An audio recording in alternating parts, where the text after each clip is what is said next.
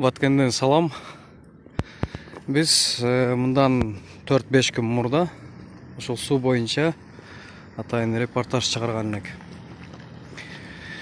Анан Баткен шаардык суу таза суу башкармалыгынан атайын ушул боюнча сураган элек.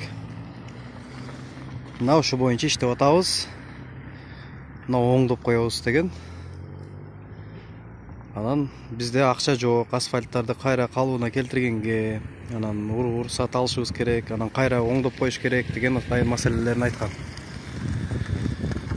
Эми бул жерде оңдой турган деле асфальт эмес. Карасаңар буга чейин да таскага чыккан жер. Бул суу канча ысырап болуп атат мына.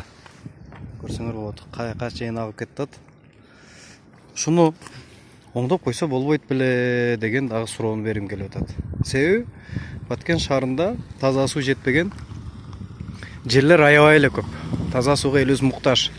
Мисалы үчүн бир мына Кызыл Жол кварталын алсак, мисалы үчүн жаңы жогору жактарында бир эле жерден суу чыгат, ошол жерден бүтүндөй бир кандай десек бөлүгү ошол жерден ташып суу ичет.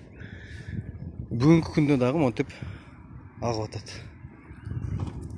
Бул деген жоопкерчиликсизби же айласыздыктан агып атабы деген суроону койгубуз келет.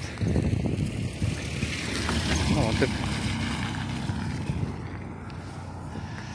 бардыгына жолдон өткөнгө дагы тоскоолдугун жаратып атат. Бүгүнкү күндө ушуну мындай кайра бир чечип койсо болбойт беле, ушуну оңдоп койсо болбойт беле, болбосо атайын бекитип койсун азырынча оңдогуча.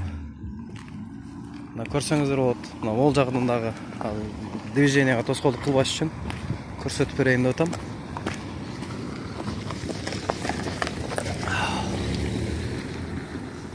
Ушундай көрсөңүздөр болот. Урматтуу шаардык мэрия, балким сиздердин карамагыңыздарда болсо, атайын буйрук мененби, же дагы бир нерсе мененби оңдотуп койсоңуздар жакшы болмок деп айтат элем да. Буга ошого шаарда көп жерлер бар. Суу трубасы жарылган, суу жок жерлер. Ушуларды атайын бир жөнгө салып койсок деген ойдо чыгарып атабыз. Башка максатыбыз жок. Мэрияга мүмкүн болсо жардам берели. Мына көрүп атасыңар, кантип унаалар өтүп атат.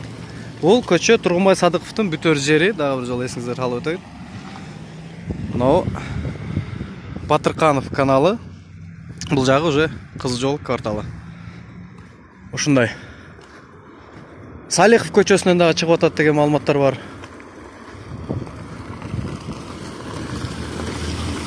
Ушинтип буркурап чыгып атат.